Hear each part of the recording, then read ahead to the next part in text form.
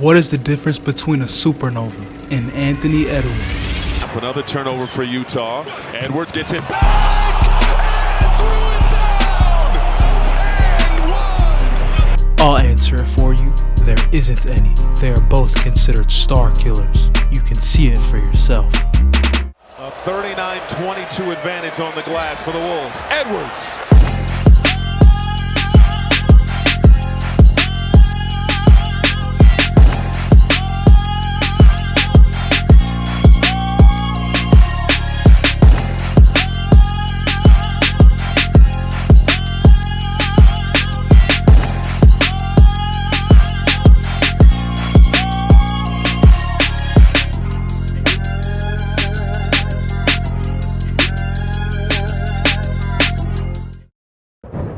Now, the legend of Anthony Edwards continues to grow. He eliminates you if you pose a threat to him, but if you already eliminated him in the past, he ultimately returns the favor. And when he does it in a devastating fashion. He either lets you think you have a chance and squeezes the life out of you in the closing moments, or he just kills you quickly. He is the legend killer. And today we're flipping through the story of Anthony Edwards' ongoing playoff journey. So let's open the book and turn to page 1. Prologue, Before the Blood. Every career started somewhere, but not all of them felt like the start of something special. In 2022, Anthony Edwards entered the playoffs at just 20 years old. It was his first taste of postseason basketball. And right away, he let the world know he wasn't just there to have fun. In Game 1 against the Memphis Grizzlies, he dropped 36 points. He wasn't nervous. He wasn't anxious. The only thing on his mind was to kill. He announced himself to the world in real time.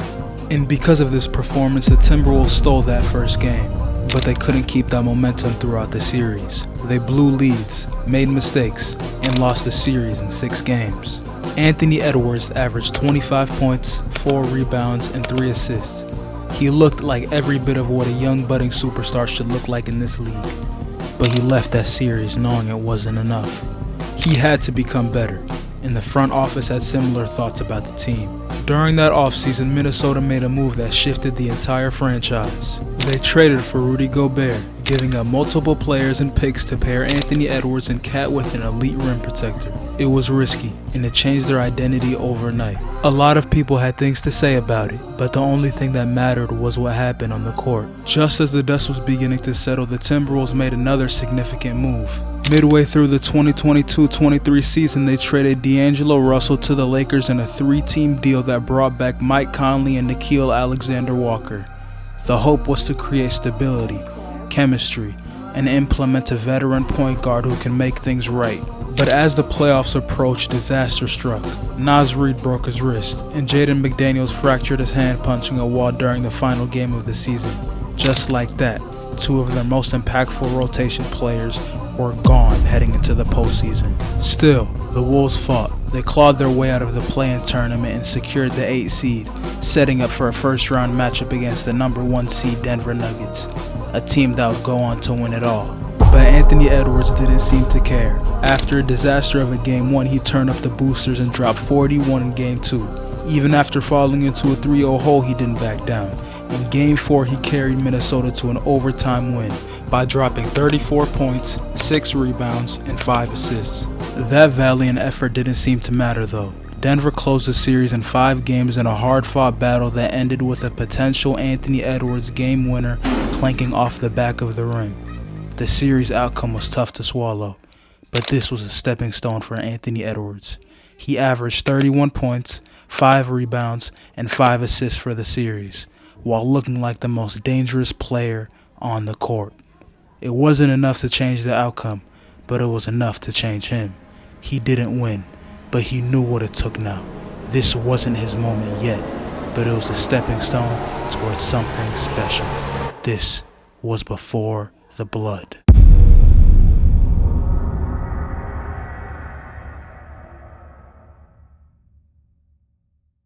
Chapter 1. The message was clear. By the time the 2023-2024 season rolled around, something was different. The flashes were over. This was the year Anthony Edwards solidified himself as a true superstar.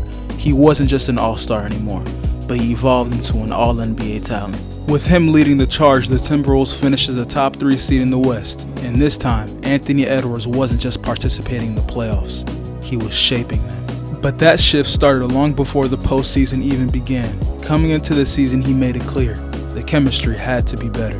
That summer, he got to work with his teammates. There were organized runs. He brought guys together and held everyone accountable. He stepped up as the leader of the team. And when the season started, there was no weird tension, no uncertainty. This version of the Wolves felt connected, and their first round matchup was against Phoenix, a team stacked with names. Kevin Durant, Devin Booker, Bradley Beal. These are all stars and future Hall of Famers. On paper, it looked like Minnesota was walking into a war. But what happened wasn't a war. It was a complete massacre. The Timberwolves didn't just beat the Suns. They embarrassed them. It was a sweep, and Phoenix looked helpless. None of the games were close. Minnesota's length and size punished them, making it nearly impossible to generate any rhythm offensively. And if that wasn't enough, they also had to deal with Anthony Edwards. Anthony Edwards averaged 31 points, 8 rebounds, and 6 assists. And in the closeout game, he scored 40 to complete the sweep. Kevin Durant was his favorite player growing up, and now he had just swept him. That's the kind of scenario everyone dreams of, but Anthony Edwards made it happen. Still, he didn't let it marinate too long, because there was a bigger task ahead of him. It was Denver, the team that ended his season the year before. The defending champs. They sent him home once, but this time, Anthony Edwards was coming to settle the score. Game 1. This was a close game. It was back and forth, but Minnesota made all the right plays late. They stole one on the road. Game 2. The Timberwolves didn't steal this game. It was pure domination from start to finish. They blew Denver out, and they did it without Rudy Gobert.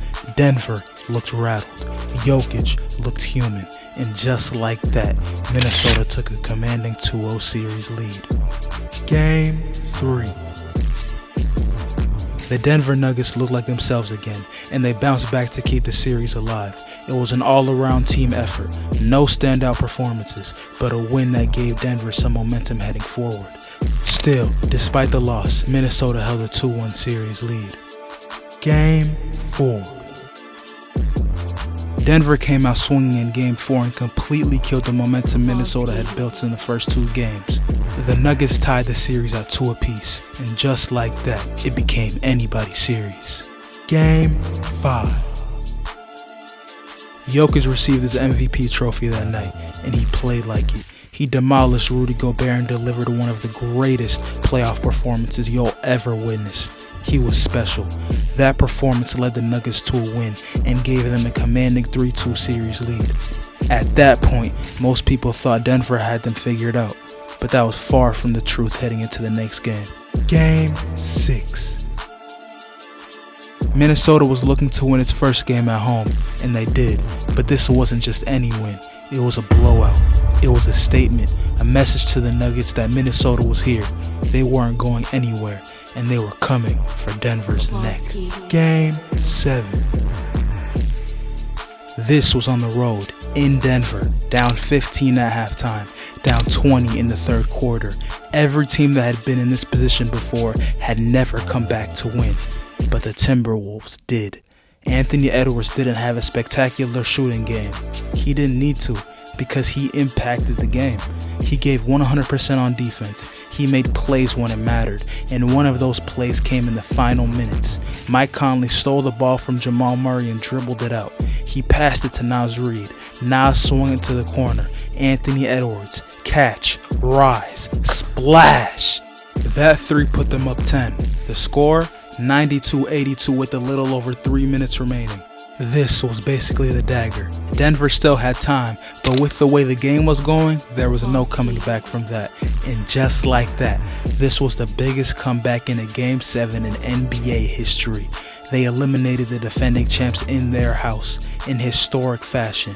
Anthony Edwards let them hear it, talking crazy, barking at the crowd, letting Denver know exactly what had just happened. Because this wasn't luck, this wasn't a fluke, this was the result of everything he had been building. The Wolves didn't just win, the Wolves walked off the floor with history behind them and the defending champs in the rear view. The message wasn't just clear, it was loud, it was personal, and it echoed throughout the entire league. Chapter 2: The One That Got Away. With the defending champs in the rear view, the Timberwolves had arrived in the Western Conference Finals, closer than they had ever been. Just 4 wins separated them from the NBA Finals, and at the center of it all was Anthony Edwards, confident as ever in riding the momentum from that absolute war of a Game 7. But back in Game 6 against Denver, something happened. Anthony Edwards took a fall and tweaked his back. He stayed in the game, fought through it, and finished the series. But he wasn't the same. He looked slightly off, and even though he never used it as an excuse, it followed him into the next round. Now here came Dallas. It was Kyrie and Luka surrounded by a team with experience, shot makers, and patience. Anthony Edwards was coming off a war, banged up and gassed. But even after the Denver win, he didn't hesitate. He called Kyrie out. He said that's who he wanted next. Early thoughts on playing the Mavs? It's gonna be fun, man. You know, my matchup gonna be Kyrie, so that's gonna be fun. We're gonna see what I can do versus him. And Kyrie showed up. From Game 1, Kyrie went at him, off the ball, on the ball, in transition. He made Anthony Edwards run, and he tried, but you could see it. He didn't look the same. His conditioning wasn't there. And midway through the fourth quarter in Game 2, there he was, in the tunnel, receiving oxygen through a face mask. It wasn't just a physical toll, it was everything. The fatigue, the pressure of guarding Kyrie, the weight of trying to do it all. And on top of that, Cat wasn't playing up to his usual standard either. This caused Dallas to gain a 3-0 series lead quickly. Was Minnesota going to respond and avoid the sweep? Ultimately, yes, but the series was still in Dallas's control. And in Game 5, they reminded everybody of that. Dallas closed it out in dominating fashion. It was embarrassing, but it was also a moment that revealed what needed to be worked on moving forward. This wasn't a collapse, it was a scar etched deep. A reminder that talent doesn't carry you alone to the top. He was right there, close enough to touch it, and that's what made it hurt the most. Chapter 3: Nothing Was Forgotten. The offseason brought change. Karl Anthony Towns, gone. He was traded to the Knicks for Julius Randle, Dante DiVincenzo, and a first-round pick from Detroit. At first, it didn't sit right with people. Julius Randle was known as the guy who couldn't perform in the playoffs, and that's who they brought in to replace Cat. That same uncertainty around the trade bled into the start of the season. Minnesota started off slow. The offense looked clunky, and Randle didn't look like he fit. And just like that, the narrative flipped. Everyone was saying that Minnesota lost this trade, and that Julius Randle was not good enough to fill Cat's shoes. The media ran with this narrative. The fans believed it, and the noise surrounding this team got unnecessarily loud. But the Timberwolves kept going. They didn't panic. They didn't overreact. They just waited to see how the season would pan out. And slowly, it started to come together. The chemistry improved. The defense improved. The offense improved. And Minnesota finished the year with 49 wins. This was seen as a down year, despite just being 1 win away from having a 50-win season. Now here came the Lakers in round 1. It was LeBron James and Luka Doncic. They were the heavy favorites coming into the series, and understandably so. They had the 2 guys most people perceived as the best in the series, but the way nobody even considered Minnesota winning was flat out disrespectful. Not a single ESPN analyst picked them to win. 10 experts, 10 votes for LA. The fans weren't any different. All over social media, it was the same thing. Lakers in 5. But the Timberwolves remembered everything that was said. Game 1. This was in LA, and it was the moment the tone shifted. It wasn't a dogfight. It wasn't a steal. It was domination. The Timberwolves controlled the game 90% of the time. And the main culprit? Jaden McDaniels. He led the team with 25 points, and Anthony Edwards nearly had a triple-double. This was a statement game. Game 2.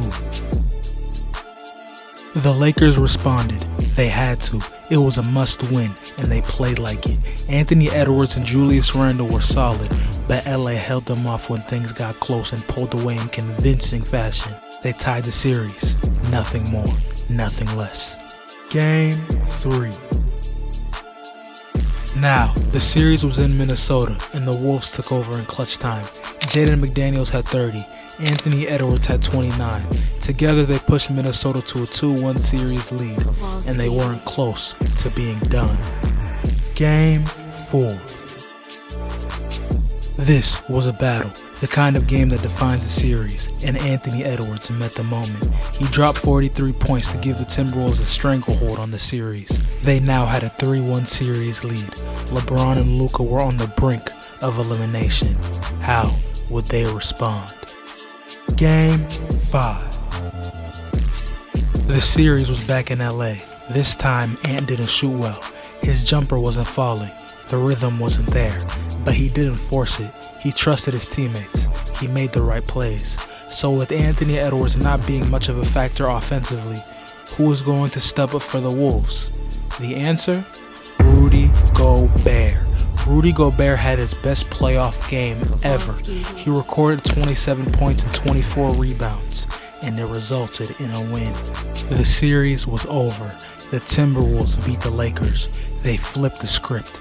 Luka's shot was a miss. LeBron looked really pissed. It was always Wolves in 5. Now, 1 year ago, Luka sent Anthony Edwards home. This time, Anthony Edwards returned the favor, and he sent LeBron home with him.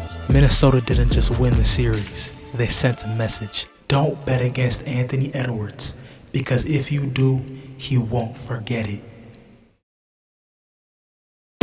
Epilogue. What lies beyond? Now, his current opponent is the Golden State Warriors. Stephen Curry is hurt, but Jimmy Butler and Draymond Green are in the way. Will he get through them, or will the Wolves hang their heads in shame, knowing they let a golden opportunity slip? No one knows just yet, but we're about to find out.